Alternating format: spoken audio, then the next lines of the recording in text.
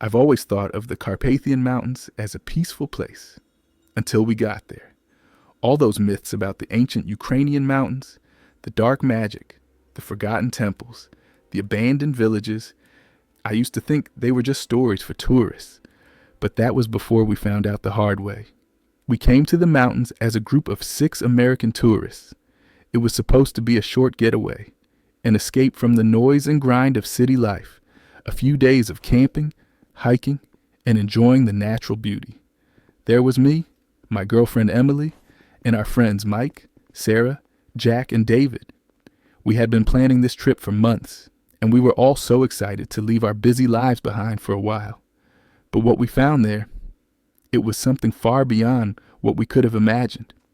We had chosen one of the lesser-known trails. The Carpathians are full of hidden paths, some barely marked on maps, and that's what drew us in. We wanted isolation. We didn't want the crowded tourist spots. But from the very first day, something felt wrong. It wasn't an obvious feeling. Nothing you could put your finger on, just an unsettling tension hanging in the air. We walked through abandoned villages, where the houses looked like remnants of a forgotten civilization. Some were completely ruined, their walls caving in, others just empty shells with no windows or doors. The silence around us was overwhelming. It felt like the very atmosphere of these places wouldn't let us move. We tried to brush it off, thinking it was just our overactive imaginations, but by the time we set up camp that night, every one of us was already uneasy. The second day, the feeling of unease became something far more tangible. We had climbed to the top of a ridge to get a better view of the valley below. The sunset was breathtaking, golden light spilling over the landscape, casting long shadows from the trees. But something was off. The silence was too deep, as if nature itself had held its breath. No sounds of animals, no rustling of leaves in the wind, just emptiness. It was a silence I had never felt before. A silence that suffocated you. And then we saw it. At first it was just a shadow, a tall figure moving between the trees, barely visible against the fading light. David, who was always the curious one, decided to get closer and investigate. We thought it was just a local, maybe a hunter or another hiker. But when David approached the edge of the trees, the figure disappeared. And that's when we heard it, a scream. We rushed to David, but he was gone, vanished. No trace of him. We shouted his name, but the mountain swallowed our voices. Emily began to cry, and the rest of us just stood there, paralyzed. Panic spread like wildfire. We decided to head back to camp, hoping it was all just a terrible misunderstanding. But when we got back, everything felt wrong. The campsite, the fire. It all seemed too quiet, and then we found him. But this wasn't David anymore. His body was cold, lifeless, empty.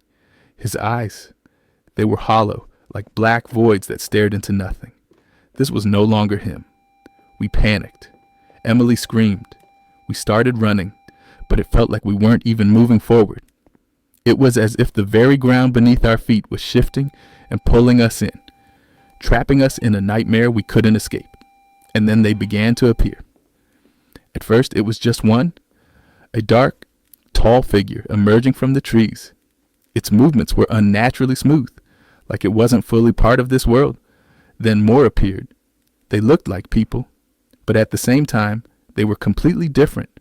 Their skin was gray, sickly, as if worn down by time, and their faces, if you could even call them faces, were empty. No eyes, no mouth, just a void. The worst part, they were moving toward us, slowly, relentlessly. We tried to run, but it was like the forest itself was closing in around us.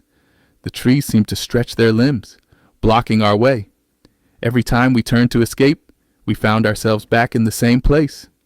No matter how far we ran, the trees, the rocks, and the ground all seemed to shift, rearranging themselves.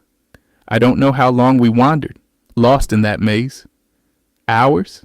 Days? Time didn't feel real anymore. All I knew was that one by one, my friends were disappearing. First, Mike. I couldn't even see what happened. One moment, he was running beside me, and the next, He was gone. Just gone. As if the forest had swallowed him whole. Then Sarah. Then Jack. They didn't scream. They didn't fight. It was as if they were willingly fading away, disappearing into the air, into the dark. Emily and I were the last two left. We stumbled upon an old stone ruin, something ancient I couldn't even describe. It was covered in carvings, symbols I didn't recognize.